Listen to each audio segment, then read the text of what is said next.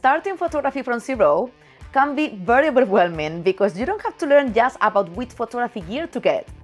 You also have to learn about technique, the settings you should use depending on the environment. You have to find out what you really like shooting, your editing style, and many more things that come with the commitment of starting this incredible path. So grab yourself a coffee, a tea, a beer, or whatever you want, because we're gonna have a chat about this based on 14 years of experience, many dramas, many mistakes, many failures, and finally success in a foreign country. Because as you can tell from my accent, I'm Spanish. I'm not from London. I moved here almost 10 years ago to pursue my dreams in the creative industry. I didn't know anyone, I didn't speak the language, I didn't have a house. I was literally sharing a hostel room with 15 people, and I was sleeping with my camera bag. So this video is gonna be based on my own experience because I did struggle a lot during the first years till I made it happen. It took me a while. I do have a video about this on my channel where I explain further. So this video is gonna be about my brutally honest opinion about how you should start learning photography from zero and how I would do it right now if I could start over. So let's say you want to start photography from zero. You're gonna buy yourself a camera and you need to learn. The first thing that I would do is subscribe to my channel because I do teach you photography and everything I know through behind the scenes videos, through tutorials, through blogs. And I also have a private community for everyone who wants to support my work. And there I share exclusive videos and tutorials and many more things for you to learn further from your camera. And this being said, this gives you a hint about what I'm gonna talk about today. So for example, maybe you are a bit overwhelmed because you want to learn photography, you don't know how to do it, you are checking maybe to go to the university, to do some courses, and they're terribly expensive and you cannot afford them. This happens a lot. And many of you ask me this question about going to the university to learn photography. You take this like you want. Actually, I mentioned this time ago in a video and I did have a lot of answers about this topic. 90% of you agree with me and 10% didn't. So I'm gonna explain. So basically in that video I mentioned that I don't believe you should go to the university. I mean, it's up to you, you can go, it's fine, it's gonna help maybe, but you don't need to.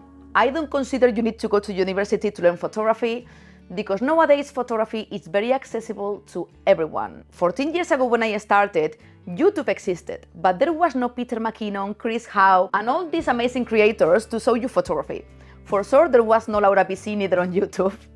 So what I mean with this is that now it's very accessible to learn photography for free. And then you can make use of SKILLSHARE. I always recommend SKILLSHARE because it's very nice for courses. I'm gonna put the link below as well for the free trial for you to check it out if you like. And it's free. During the free trial, you can do any course you like. So you can do free courses in SKILLSHARE. You can learn for free on YouTube. And my other favorite way to learn is through courses from other creators. I don't even have a course yet, so I'm not talking about buying my courses. I'm talking about buying your favorite creators' courses because you're gonna give back to the creative industry. So this year, I bought, I think, in total three courses of other creators for my video skills because I want to improve my videos for you guys. And I'm happy because I'm supporting another creative and I'm learning a lot. Because most likely, if you like a creator out there, you're gonna like the way they teach in the course. So these are my three favorite ways to learn. YouTube, it's for free. SKILLSHARE, you have to pay, but not much per month. I can't remember, if you buy the annual, it's like $10 per month and that's it. Or otherwise buying courses from creators. And I'm sorry to say this, but with that is more than enough to become a freelance photographer. Another thing is if you live in a city where they really request titles and certifications. This happens a lot in Spain. They don't care about your experience, which in my opinion is very bad. They don't care about your portfolio, which is very bad as well, because you may have an incredible portfolio and don't have a career, okay? So Spain works like that a lot, but London, no. In London, I never needed, I'm a graphic designer. I never needed a title in photography to work as a photographer. So if you are thinking about going to the university, you can do whatever you want. It may help, but I don't think you need it. And some of you were telling me, many of you actually, were telling me that you agree with me, and some of the ones who were studying in the university photography, you regret it, and you told me, Laura, you are right, because I'm not learning anything. It's too much theory. So that says it all. And then the ones who wouldn't agree is just because you were talking about community. You were talking about the fact that going to the university is going to allow you to network with other creatives and collaborate. Sorry, but I don't agree with this, because we have this beautiful thing called social media. And okay, I live in London, so I'm spoiled. There are so many creatives around me and I can meet so many people. But regardless of where you live, through Instagram, you can easily find other photographers in your area or surrounding cities, and you can collaborate with them. So you don't need to go to university to build network or to actually collaborate with people. So if this is overwhelming you, just think that you don't need it. It's your choice if you want to go. And incredibly important, don't get stuck learning, because this happens to me a lot. Even now, through video, I keep watching tutorials, and I'm not practicing enough. I'm practicing, but I should practice more. It doesn't help that it's winter in London and it's super cold outside, but you have to go out there with your camera. Stop watching, because the best way to learn, and is how I did learn, and actually I would do the same things I was doing when I started, is practicing with your camera. Because the good thing about the digital era with cameras is that nobody is charging you for shooting and making mistakes. So when we were shooting film, it was terrible because you messed up, but then you had to pay a lot of money in the lab, right? But with digital, you can shoot, okay, it's too dark, I'm gonna change settings. Okay, it's too bright, I'm gonna change settings. Nobody is charging you. So you can shoot and correct. So this is the best way to learn, and this is my favorite way to learn. Just go out there and practice your skills and experiment. If you follow me for a while, you know I always push you towards experimenting with different niches. Guys, you have no idea all the kind of categories I touch with my camera, and I don't regret, I love it, and you get to learn a lot because you become an adaptative? I don't know if you can say that. You can adapt a lot as a photographer because you are so used to challenges. The challenge of working in a photography studio, the challenge of shooting outdoors, the challenge of shooting interior photography, which is quite hard because of the symmetry of the buildings and things like that. The challenge of shooting food photography to make it look natural with natural light, because with flash, it can look good as well, but you know what I mean. You learn so much from experimenting with photography niches, and on top of that, then you have more chances to earn money because you're gonna become a versatile photographer. So I did shoot food photography. I experimented a lot with surf photography. It's how I started and I still love it. I did wildlife photography, fashion photography, creative portrait photography, travel photography as well, and I'm gonna come back to it because I love doing it. So basically, after touching all those niches, is how I found out what I like the most. Because so many of you struggle with this and you tell me, Laura, I don't know which one is my niche. Yes, because you are too focused on it. Because I used to be too focused and distracted on thinking, okay, I had to pick a niche. Okay, yes, you may pick one niche, a main one, but then have a few around if you still like them. It's what I do. I shoot creative portrait photography, but I do surf photography, I do wildlife photography. I still do many other niches I love, and I make money with them. So just experiment with every niche out there, and then trust me, you're gonna have something here inside. When you look at the pictures, when you are editing, you're gonna be, I love this photo so much. It's how it used to happen with me. It's like, wow, I actually love shooting this category, for example, no? I never thought I would be a portrait photographer, guys. I never even thought about experimenting with it, and now I love it because I love emotions, I love interacting with people, I'm a very social person, so I love shooting with people. For me, it's a challenge as well to make them feel comfortable in front of my camera. You're gonna figure it out. Shoot landscape, shoot travel, shoot food photography, product, and figure out what you like to edit the most as well. This is a trick. Because many times I find myself editing a picture and I'm like, so annoying, I have to edit these shots. That means that I'm not that excited about that category. But when you are editing and you are well excited about that picture, that's a sign for you to know which niche you enjoy the most. And trust me, you're gonna figure it out after a while because it takes time. And don't overthink things, because many people overthink the editing style, the niche, the technique. Just practice, as I said, and then analyze the photos. This is incredibly important because there is no point if you're gonna be practicing and then you don't analyze the photos to see what you had to correct. So I'm gonna give you some tips about the things you have to look at when you are practicing with your camera. So the first one is framing and composition. So when you take the picture, you're gonna go home, you're gonna review the pictures, and you have to think, okay, how is my framing? Is it too tight on the right? Is it too tight on the left? Is the model looking at the right side? Or I don't know, if it's another niche, same thing. You have to look the framing. The rule of thirds, I'm sure you know about it because it's a very basic concept, always works, okay? And then when you master the rule of thirds, I love to break the rules. But as I always say, to break the rules, first you have to know them. I would focus on the rule of thirds, and then with time you can experiment and be creative. But if you stick to that, for sure it's gonna work. The second thing you have to look at is the lighting. You're gonna have to analyze the picture and think, okay, maybe it's too exposed. Okay, maybe it's underexposed.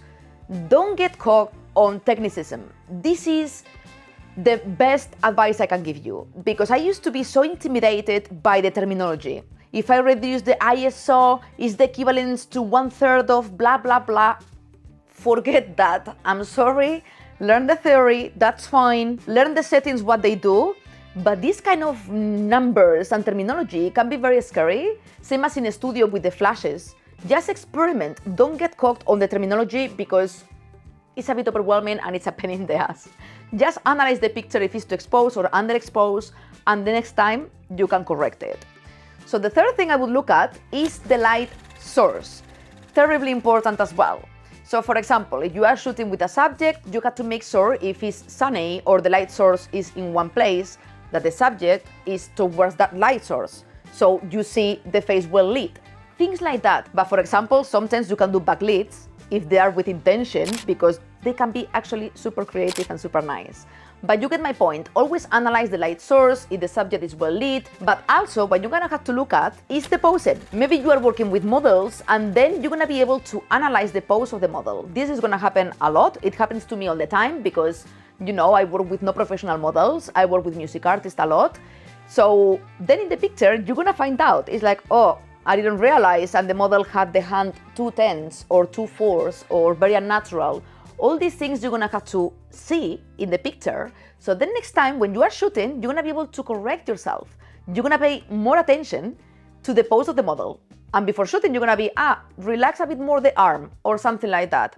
Always check as well the posing and how you can correct that the next time to avoid taking a bad shot later. Same goes with moments. Always take the pictures for good moments. So many of you are street photographers, and I love it because you have to be very patient, because many times you're gonna have to wait for the perfect shot. And I personally love this because then when you catch someone walking in a beautiful bridge and you get the shot, it's so satisfying. But don't rush things. Maybe there is a bridge and there is a person passing by and it's not well located, so the frame is gonna sag. So always analyze your street photography or whichever shot to figure out if you could have waited a bit more to get the perfect shot. And the last point, which is very important as well, is the sharpness. If the picture is not sharp, it's not a good photo normally, unless it's with intention, obviously. So the sharpness. The main reasons about a blurry picture is because your hands are too shaky when you shoot and the shutter speed is not high enough, okay? When you're a beginner, what I would do is ramp up the shutter speed to avoid blurry photos, because normally it's the main problem. At the beginning, I used to do this a lot. The thing is, like, I mastered it quite quick because I was doing short photography. So what I was doing is shooting super fast, because otherwise I couldn't freeze the water and the guy is jumping around with the board. So I learned this very fast. But for people who are not into sports photography at the beginning, you may be shooting with a model and the model is moving around or walking, or in street photography, for instance, and you are shooting not high enough and the person is gonna look blurry. When it's with intention, again, can be very creative and beautiful, but when it's not with intention, it's just a bad photo. So always pay attention to the sharpness and how you can correct it. And also, don't focus on making money, please. Like, to be fair, if I would have to start from zero, I would have done it the exact same way, because I started with photography as a hobby. At the beginning, I didn't intend to make money with photography. I embraced the process so much, experimented with niches. I suffered in London because in London I already wanted to make it as a photographer, but you had to go through that process as well. But I mean, if you are in the first years of learning photography, it's fine to do it as a hobby and don't focus too much about money, because otherwise you may end up so frustrated and leaving your camera because you are just thinking, I'm not making money with it, I'm never gonna make money with it, when actually you have to focus on get better and learn first. That comes later. When I came to London, I wasn't really experienced, and it's when I hustle a lot and I suffer a lot to make it happen. But the first years, I was just enjoying the process of learning. And I promise you, photography is my life for 14 years, and now I live from it. I'm incredibly happy because I'm super passionate about what I do, but you can also do the same. You can also do the same, but don't get frustrated. Go out there, mess up, be nervous before every photo shoot. I went through all of that, and there is no a quick way to skip all of that, okay? You're gonna have to go through the hustle, you're gonna have to suck at the beginning, you're gonna make mistakes, you're gonna suffer a little comparing yourself to others. Please don't, as I always say, compare yourself to yourself a few years ago, not to others, please. But guys, I promise you, if you embrace the process of learning, even if you messed up and you just focus on getting better, you're gonna grow slowly, and then you can go through the hustle and through the effort of making a business out of it, but go slowly, because otherwise it's gonna be super overwhelming to learn everything from zero. Because photography is intense, and you have to experiment, and you have to be creative. And you cannot be creative if you are too focused on making money. If you are just starting, don't focus on that yet. Focus on being good and enjoy it. And guys, again, if you didn't yet subscribe to my channel, I will be happy to have you around here. And if you want to learn further, I have my private community, as I mentioned before. You can join over there. And thank you so much to everyone who is already there for supporting my work. Grab the camera, go out there, practice, and take pictures. I will see you very soon. Big love to everyone.